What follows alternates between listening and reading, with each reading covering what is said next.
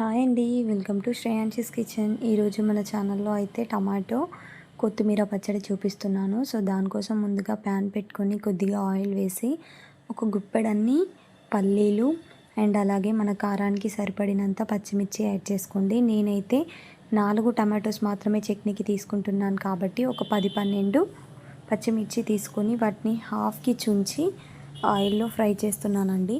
So అవి మంచిగా fry అయిన తర్వాత వాటిని తీసేసి నెక్స్ట్ టమాటోస్ని హాఫ్గా కట్ చేసి అదే ప్యాన్లో వేసేయండి. మీరు చిన్న చిన్న ముక్కలుగా కూడా కట్ చేసి వేసుకోవచ్చు.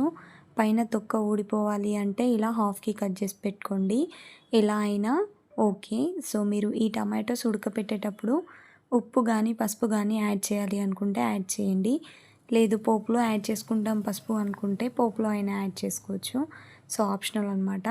ఒక సైడు టమాటోస్ అనేవి మంచిగా కుక్ అయిన తర్వాత మళ్ళీ ఇంకొక సైడ్కు తిప్పండి. నేను తీసుకున్న టమాటోస్ క్వాంటిటీ వచ్చేసి ఇక్కడ ఒక 5-6 మెంబర్స్ వరకు చట్నీ అయితే సరిపోతుందండి. సో టమాటోస్ 2 సైడ్లు ఉడికిన తర్వాత కాడలతో సహా కొత్తిమీరని తీసుకోండి. ఒక చిన్న కట్ట కొత్తిమీరని తీసుకోండి. ఇన్ కేస్ మీరు ఇంకా టమాటోస్ ఎక్కువ తీసుకున్నట్టయితే కొత్తిమీర కూడా ఎక్కువ యాడ్ చేయండి. సో ఇది టమాటో కొత్తిమీర రోటి పచ్చడి కాబట్టి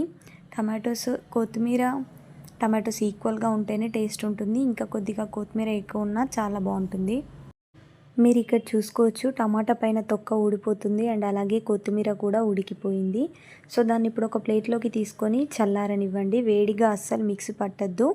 మిక్సీ క్యాప్ ఎగిరి మన పైన పడే ఛాన్సెస్ ఉంటాయి. జాగ్రత్తగా అది కూల్ అయిన తర్వాత మాత్రమే మిక్సీ పట్టుకోండి. మనం ముందుగా ఫ్రై చేసుకున్న పల్లీలు పచ్చిమిర్చిలో ఎల్లిపాయలు వేసి ఉప్పు వేసి మిక్సీ పట్టండి.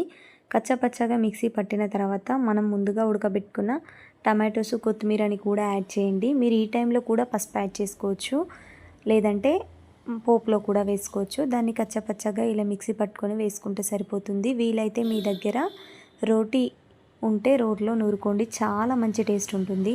వాటర్ వేసి కూడా మిక్సీ పట్టుకోవచ్చు, బట్ నాకు ఇక్కడ వాటర్ అయితే పడలేదు. టమాటోతోనే చట్నీ అనేది ప్రిపేర్ అయిపోయింది. నెక్స్ట్ ప్యాన్ పెట్టేసుకొని ఆయిల్ వేసి జీలకర్ర ఆవాలు ఒక ఎండుమిర్చి కొత్తిమీర వేసి పోపు వేసుకోండి. సో నేను ఇక్కడ పోపులో పసుపు వేశాను.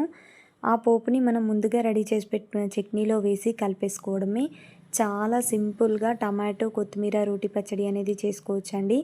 పల్లీలు ఎక్కువ యాడ్ చేయొద్దు, స్పైసీ తగ్గిపోతుంది. జస్ట్ మనకి తింటుంటే తగలడానికి అని చెప్పి కొద్దిగా పల్లీలు యాడ్ చేసుకుంటే సరిపోతుంది. మీరు ఎప్పుడైనా తిన్నారో లేదో కానీ ఈ చట్నీని పూరి కానీ రొట్టెలో కానీ తింటే చాలా మంచి టేస్ట్ ఉంటుంది. చపాతీ అయినా పూరి అయినా సూపర్గా ఉంటుంది. వేడి వేడి అన్నంలో ఇంకా బాగుంటుంది. సో ఈ వీడియో నచ్చితే ప్లీజ్ తప్పకుండా ఛానల్ని సబ్స్క్రైబ్ చేసి వీడియోస్ లైక్ చేయండి.